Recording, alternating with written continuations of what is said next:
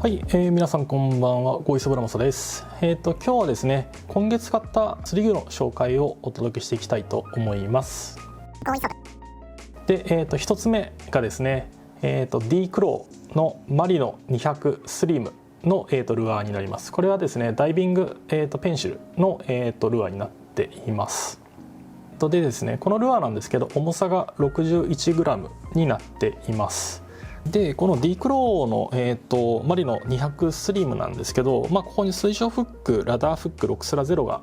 水晶フックに記載があって、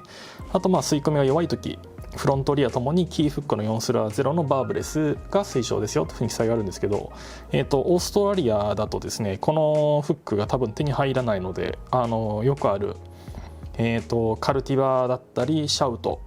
とかの、フックをつけないといけないかなとは思っているんですけど、皆さん使われてる人がいましたら、どのフックを使ってるかっていうのをコメントでいただけると助かります。自分でもですね、調べてみようとは思うんですけど、皆さんの、コメントアドバイスがいただけると幸いです。その時にですね、どこの、フック、何番とかですね、記載していただけると助かります。2個目のアイテムなんですけど、この、バリバスのですね、オーシャンレコードショックリーダーの、ナイロン120ポンドになっています。今までですね、自分使ってたのはですね、プロセレのナノダックスリーダーだったんですけど、先日自分のやった、ライブ配信で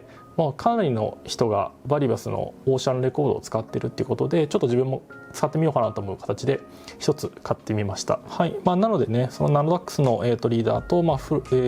ナイロン、このバリバスのちょっと使い分けて、どんな感じかなっていうのを見ていきたいと思います。はい、でこのバリバスのリーダーなんですけど、新しいやつなので、このマジックテープの、バンドが付属しております。で、そのバンドが使いやすいようにここに一つ穴があって、ここからリーダーを取り出せるようになってるみたいですね。すごい使いやすいように設計されているようです。フィッシャーマンの、スリーブのセットアップ用のチューブとスリーブになってますね。で、このチューブと、スリーブを、かしめる用の、フィッシャーマンのプライヤーっていうんですかね、システムプライヤーを購入しました。これは、買った時最初からこのねプライヤーケースがついてて、このように収納できるようになっています。買ったチューブなんですけど、サイズはですね100ポンドから220ポンドのクッションチューブというふうに記載がありますね。サイズが20っていうサイズになっています。で今ちょっともうこれケースから出しちゃったんですけど、フィッシャーマンのスリーブの、サイズ M と L を購入しました。 M サイズは80ポンドから150ポンドのリーダー、 L サイズが150ポンドから170ポンドに対応しているスリーブを、2個買いました。で、それを入れるケースですね。ガンダマの重りとかを入れる用のケースみたいなんですけど、ちょうど良さそうなのがあったので一緒にこれ買いました。このスリーブなんですけど、この動画今撮影している前に1回、自分で作ってみて、強度テストをしてみました。で、片方にはスリーブでこのショックチューブをつけてルアーに接続っていう形で、もう片方は、ルアーに、ユニノットを 5,6 回巻いた、結束で、両方にルアーをくっつけてですね、思いっきり引っ張ってユニノットの結束部分ですね、そこが弾け飛んだっていう、内容だったので、今まで、自分今回まだ実調ではですねこのスリーブ構成は使用してないんですけど、今実際自分が使っているのはこのユニノットで、ソリッドリングだったり、スイベルに巻いてるんで、そのスイベルより、強度を出せたっていうことが分かったので、これ実践では使えるなというふうに思っています。なのでね、あとはこの、ルアーとのバランスで、アクションがどう変わるのかっていうところも見ていきたいなと思うんですけど、それはまた、実際に実調でですね使ってみて、ちょっと調整していくっていう形になるかとは思います。でちょっと1点自分から質問なんですけど、このショックチューブを使ってスリーブ構成にされている方がいらっしゃいましたら、コメントの方にですね、自分はこれ、何センチぐらい切ってますっていう形でコメントいただけると助かります。まあね、ちょっとこの圧着にすると必ずこのカシメ用のプライヤーを持っていかないといけない、プラススリーブが必ず必要、プラスチューブが必要っていう風に小物が増えるんですけど、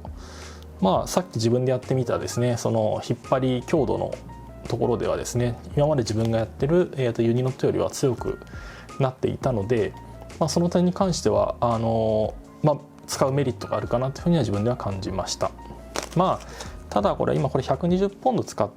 てやってるんですけど、通常、ナノダックスで自分使うのは130ポンドで、これバリバスのナイロンで120ポンドですね。100ポンド以下でこれスリーブすることは多分ないと思うんですよね。多分湾内とかライトショアジギングするときはですね、100ポンド未満のリーダー使いますので、その時は同じように、ソリッドリングもしくはスイベルに、ユニノットで、結束するかなと思ってます。100ポンド超える、リーダーを結束するときはこのスリーブでちょっと今後やっていきたいかなと思ってます。でそれで良し悪しを判断して、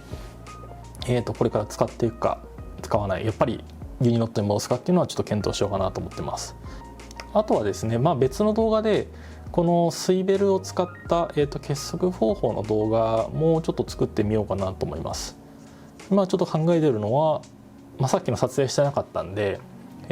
スイベルで結束したのと、ユニノットでっていう両端で引っ張り合いをして、3回ぐらい引っ張って、平均どっちが切れるかっていうのをちょっと出していこうかなというふうに考えてますね。それはまた別の動画で出そうかなと思ってますんで、後々アップロードさせてもらいます。はい、今日はそんなところで、今回6月に買った、釣り具の紹介となりました。このシリーズですね、毎月釣り具を買うかっていうところが怪しいので毎月出せるかは分かりませんが、その月に買った、釣り具を基本的に紹介していこうと思ってますので、来月また何か買ったら7月分ということで、ご紹介したいと思っています。はい、で、ゴーイソブなんですけど、各種、SNS やっております。Twitter、Instagram、Facebook ですね。今画面のところにポコって出てると思いますので、ID 同じですので、お気軽にフォローの方お願いいたします。それとですね、最近、LINE のですね公式アカウントというものを、作成しました。使用目的というとですね、自分の方から、ライブ配信やりますよとかですね、今こういうアンケートを、やっていますのでご協力お願いしますというような形でですね、連絡をさせていただこうかなと思っています。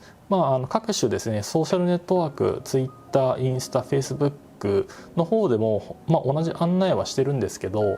ーザーの方が被らなかったり、どれもやっていないという方がいる場合を考慮して、ちょっと LINE のアカウントを作ってみました。今現在ですね33名の方がご登録いただいているんですけど、日本にいらっしゃる方ほとんど LINE のアカウントを持っていると思いますので、気軽に情報を受け取れるといった意味でご登録いただけると助かります。ただですね、その頻繁にこちらからメッセージを送るというわけではないので、煩わしくなければご登録の方をお願いします。で登録方法なんですけど、今画面のところに QR コードが出てますので、それをスマートフォンのカメラで撮っていただくか、概要欄の方にもですね、登録用の URL を貼っておきますので、そちらからアクセスも可能です。もしよろしければですね、ご登録のほどお願いいたします。はい、以上で本日の動画は終わりとなります。まだチャンネル登録されてない方はですね、下のところからですね、チャンネル登録とその隣にあるベルマークを押していただくことによって、次回動画をアップロードした時にですね、通知が行くようになりますので、よろしければ登録ボタンとベルマークを押していただいて、動画のいいねを押していただけると助かります。それではまた次回の動画でお会いしましょう。さようなら。